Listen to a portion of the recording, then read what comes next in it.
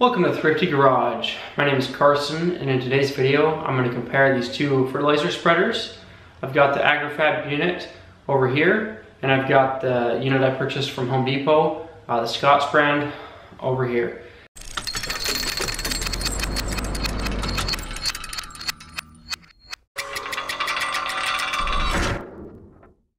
So first things first, the Scott's brand fertilizer spreader I'm sure is used by many people, and these are my first impressions and thoughts in using that. Up until this point I've used just a hand spreader and it's worked well for me. I haven't had any issues with that, no complaints, but I've just been doing my small yards. Now that I've started my landscape business, I needed something a little bit bigger. I'm not a huge company, I don't do a ton of lawns, but I did want to get started, and I figured that this fertilizer spreader would be a great option to start with. So I went to Home Depot and picked it up and started fertilizing, and several complaints of mine immediately arose.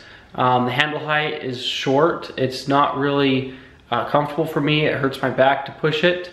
The wheels are small. If there's any unevenness in the lawn, if it hits a bump, there were several occasions where I nearly dumped the entire hopper full of fertilizer into the lawn, which would obviously have killed the lawn if I didn't clean that off. In fact, the hubcap here went rolling by me as I was fertilizing the lawn. So one of many things that were a little bit surprising and shocking to me. I think it was $60, $50–$60 for this spreader. It's a good entry-level spreader. It's enough to get you going, especially if you're doing your own home 4 times a year or so. But for me, doing 4 apps a season and multiple lawns, it just wasn't going to be sufficient forecasting the future. I was hopeful that this would get me by and be enough, but it wasn't, sadly.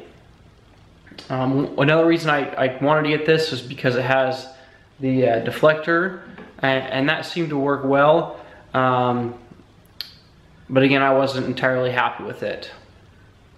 As far as the application rate, it's adjustable, that worked well. One thing I noticed is I had to really be going a pretty hefty pace to get it to spread the way I wanted to. When I'm just walking at a normal pace, it didn't throw very well. And on some of the properties that had hills, it was hard to get up to speed and keep that rotation up to where it needed to be.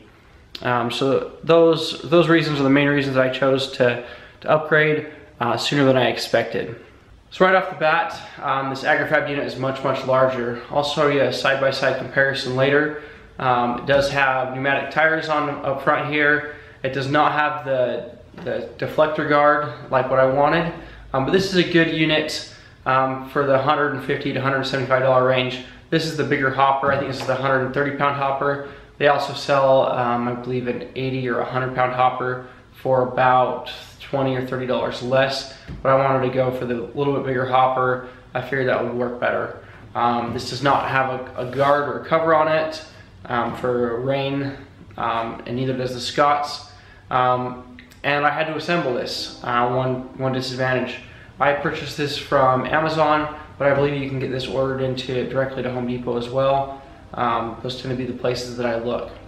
Now, I'm not going to say that this is a true professional spreader. A lot of the spreaders that are professional start out in the $250 range, and the really nice ones that have a deflector guard are $500 or $600. So this is still an entry-level machine, even for a business like a lawn care business, but it's a much higher quality than the Scott's version that I picked up previously. I haven't had a chance to try it out yet, but immediately off the bat I know this is going to be a better unit, and it's going to be easier to push. The handle height's preferable to me. The wheels are much larger, so they're going to handle the dips and divots better. But when I put down my second application, I will do a full review on this spreader and the things I liked about it, and maybe go into more depth on how it worked in comparison to the Scott's, as well as just an overall review on the unit itself. But as far as the build, I'm happy with it. One thing a lot of people said online, looking on Amazon reviews and whatnot, is the front gearbox is easy to take apart. It's got 3 cotter pin clips that pull it apart, and a lot of people say it's undergreased. What I noticed after I took it apart is what they do from the factory is they put 1 dab of grease in there, and they expect over time for that grease to be spread throughout. I ended up upgrading that and throwing some additional grease in, actually old dirt bike grease that I had, so really sticky stuff, but just any grease should be sufficient. Multi-purpose grease would work as well. So that's the only modification I made to it, and assembling it, and the overall finish and build and function seems to be nice. Well, there you have it. Here's my quick comparison review on these two different units. Hopefully that helps in making your own purchasing decisions regarding a fertilizer spreader. If you would, please subscribe to the channel. Thanks for watching Thrifty Garage. I'm also going to do a future video on comparing the Echo 225 in comparison to the Steel 56. So subscribe for that future video.